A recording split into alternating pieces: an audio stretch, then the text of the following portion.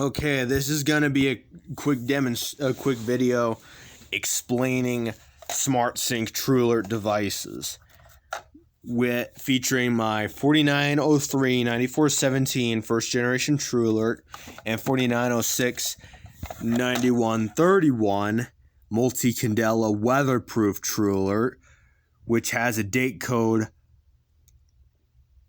of the 17th week of 4th day of the 17th week of 2020. That's last year. So this is a pretty recent device. While the 4903 9417 is a first generation TrueAlert, but it's therefore it's an older model from the 51st week of 1999, if it'll focus it in right. Come on, damn it.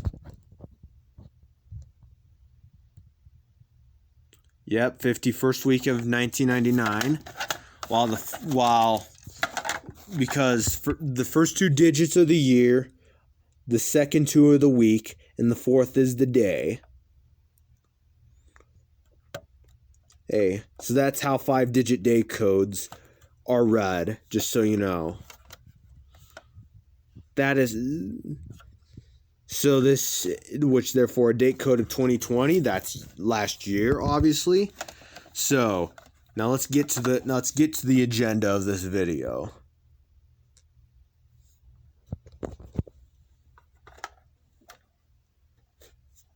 Now,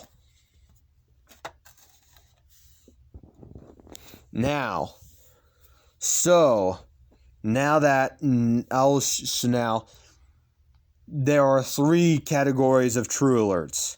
You got, or actually four now, thanks to the 49 CMTV series, which is the conventional non-addressable counterpart to the 49 MTV series from the TrueAlert ES adaptation. These are both non-addressable, and the three categories, you have conventional. Of TrueAlert horn strobes, you have conventional, free run, and SmartSync selectable strobe operation. 4-wire free run SmartSync and strobe selection. Wait, let me reword this to words that actually make sense. Free run, 4-wire with a free run with the selectable strobe with free run and SmartSync. Non-addressable SmartSync, and then addressable. And then multi-tone, conventional multi-tone with free run and SmartSync selection, which like I said, the 49 CMTV series, which, if I'm not mistaken, serves as a replacement to the 4906 9137 and 4906 9138 SmartSync multi-tone TrueAlert horn strobes.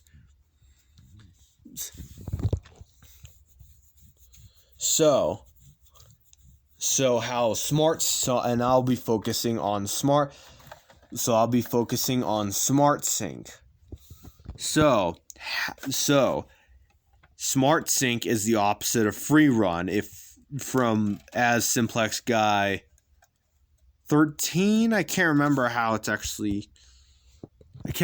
the full YouTube channel. He calls it the exact opposite of the 4-wire of the free run SmartSync operation, selectable operation TrueAlerts, which are actually the most user-friendly TrueAlerts. That includes the 49 CMTV series, the 4901 CMT series remote horns, 4901 9820 TrueAlert remote horn, and then the conventional 4-wire TrueAlert horn strobes, which are all part of the 49, which are all fixed candela. Therefore, they're part of the 4903 series, which are the 9425, 9426, 9427, 9431, 9432, and 9433.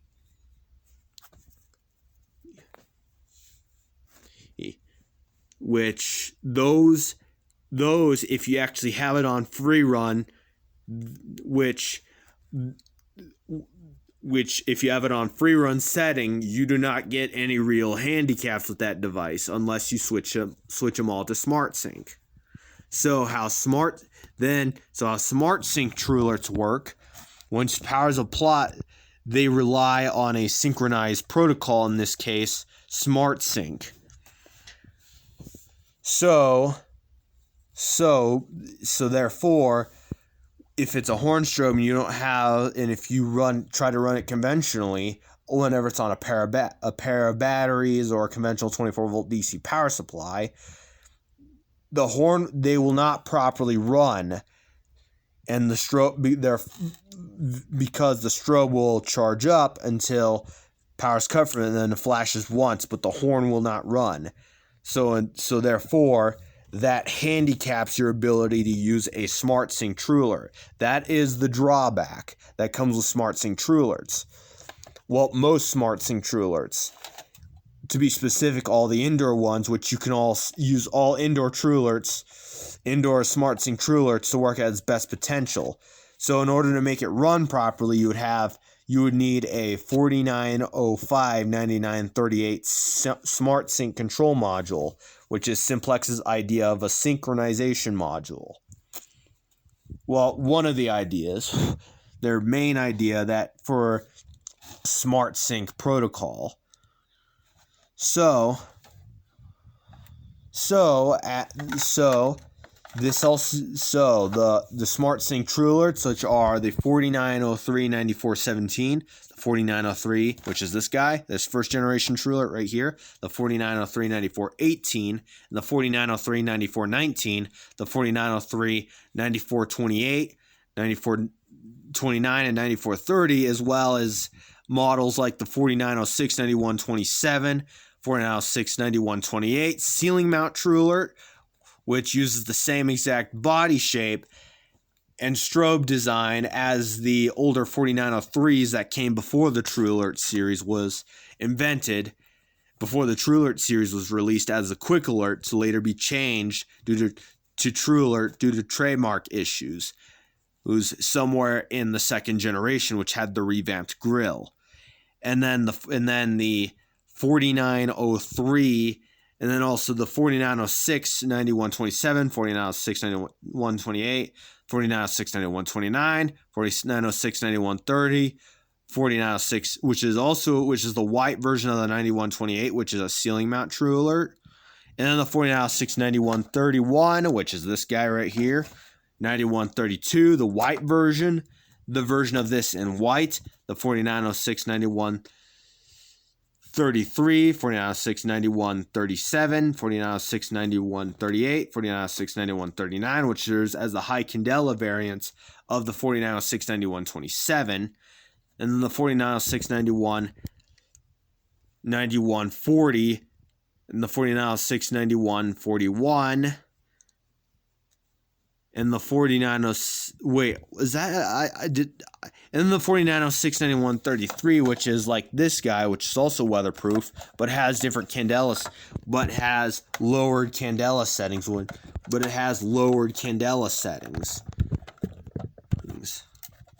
Things for whatever reason, which should have the higher candela settings. So with TrueAlerts, they do work fine, and they do sync up with other SmartSync TrueAlerts that are indoor with the 4905-9938 sync module or a official Simplex firearm control panel that controls SmartSync, like a 4010, for example, or 4006, 4007, 4008, among others that have that feature, including the 4100U, which also has IDNAC SLCs, which are capable of controlling addressable TrueAlerts. Same thing. I believe the same thing goes with the 4100 ES, which also controls the TrueAlert ES. But it also controls but I believe it does control SmartSync as well. So, but however, indoor TrueAlerts will work fine work fine if you have SmartSync, while the outdoor TrueAlert comes with another drawback, and that is It works best when it's the only device on the notification appliance circuit. That's run whenever it's by a 4010 or the whenever it's by a 4010 or the SCM. So it's little less user-friendly than a regular indoor SmartSync TrueAlert. And what I mean by that is that if it's synchronized with other SmartSync strobes, and if the horns start getting into sync, the strobe's going to cease to flash on the outdoor TrueAlerts. So that explains why I didn't see that outdoor TrueAlert or its strobe flash on Bus 110's Simplex fire drill video when it actually featured the indoor TrueAlerts as well as the 4901. Actually, no, the 2901-9806, which is a rebrand of a Federal Signal 4050E, 4050D. Well, I don't know which is which. I can't remember. Which is a vibratone type electromechanical horn manufactured by Federal Signal. So it only works to its best potential unless you might have special voltage regulators that allow these to run to its best potential with indoor SmartSync TrueAlerts on the same NAC. So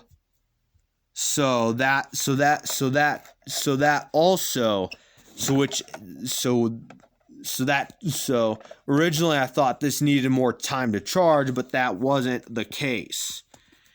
It needs about 24 to 27 volts to run. 22 to 27 volts to run. 18 volts won't even cut it. While it would cut it with an indoor TrueAlert, it just won't cut it with an outdoor TrueAlert. Since they do work slightly different than an indoor TrueAlert, which is obviously kind of stupid if you ask me, because outdoor TrueAlerts were originally my most favorite TrueAlert devices because I admire and like the downward slanting grill. So, but however, I also don't mind the TrueAlert ES outdoor, which however, speaking of which, one enthusiast on Instagram thought that the newer versions of the outdoor TrueAlerts sounded like the newer TrueAlert ES and the other addressable TrueAlerts that came before that were discontinued in the favor of the TrueAlert ES, such as the 4906-9227 and the 4906-9228, which apparently is still in production. There is no TrueAlert ES replacement. Well, there are TrueAlert ES ceiling mount horn strobes, which only come in that look exactly like the speaker strobes, but only come in appliance only, and the cover is ordered separately. But however, that's not actually the case because it sounds just like a normal SmartSync TrueAlert, which is that clean C note pitch. It's which with the KPE 182 piezo. But however, you won't be able to see the piezo right because it also has gasket covering the outer piece of the piezo attached to the piezo.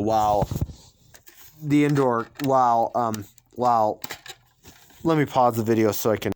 Now I've removed the cover off the first generation TrueAlert. You can see, if it'll focus in right, it is a King State KPE 182 piezo. This little thing right here. But as you saw, these are 2-wire, not 4-wire, and they do not have the free-run SmartSync selector switch. Therefore, because these are SmartSync operating only, so therefore a pair of batteries or a conventional 24-volt DC power supply will not properly run these units unless you have a 4905-9938 sync control module, SmartSync control module, or a Simplex panel that controls SmartSync. And this was my first TrueAlert. This is my second, though these were bought on the same order. to put it in logical terms. Because since I knew TrueAlerts for a long time, though I never mentioned them on videos before I got these, because when I was young, when I was on my first time being at BOCES, when I went to the Gillette Campbell County Recreation Center, that was the first time I ever saw TrueAlert devices, and they were the 4906s because they were multi-candela, while the 4903 is fixed candela, which would have either a candela sticker or a colored shape indicating what the candela is.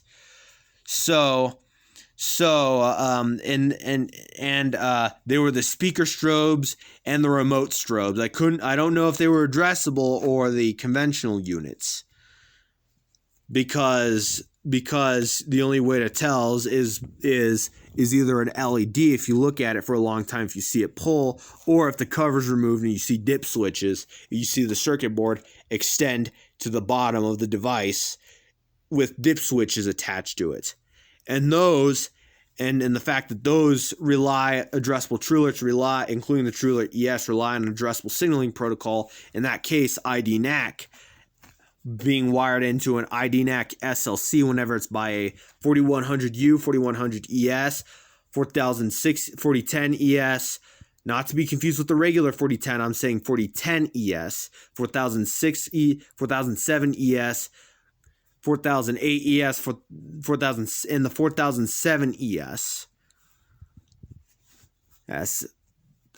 Those have ID, or if you have the TrueAlert addressable controller, which works on most TrueAlert devices, but the biggest handicap is it doesn't work on the 5900 series LED notification appliances, which are part of the TrueAlert ES series adaptation. So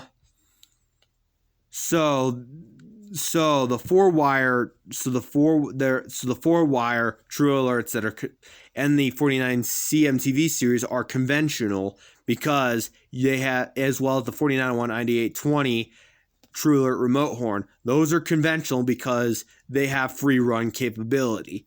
So these are not considered to be these are not, so in logical terms, SmartSync TrueAlerts are not to be considered as conventional devices, is because they rely on a synchronized protocol in order to work properly. In that case, SmartSync, in order to work to its best potential, in order to work to their best potential. So they are not as user friendly. So what I mean by conventional is the ability to run them conventionally. So I hope that clears up. So these come with just one handicap, while the indoor SmartSync TrueAlert, regular SmartSync TrueAlerts, whenever it's the first generation, second generation, or the 4906 9127, or the 4906 9128, 4906 9130, ceiling mount TrueAlerts, 4906 9127. I should have left 4906 9127 off, because that's the wall mount. That's a wall mount SmartSync TrueAlert that serves as a direct replacement to this guy, which is a 4903 9417.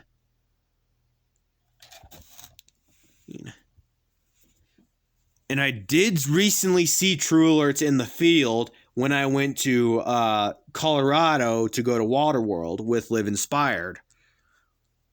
Services with one of my rescue providers, and they were also the 4903 series the horn strobes, because it had horn strobes and remote strobes. So the remote strobes was the 4904 series, as well as the 4901 remote horns that were also TrueAlerts. It had Simplex dual action T-bars, as well as True Alarm smoke detectors, as well as TrueAlerts of the 4903, 4904, and 4901s series. They were all TrueAlerts. So they weren't the older 4901, 4904, and 4903 models that came before the TrueAlert series. They were the actual TrueAlerts that came before the 4906 series. But they came after the second generation, and they had the updated grill and the TrueAlert logo on the left hand side, on the top left corner.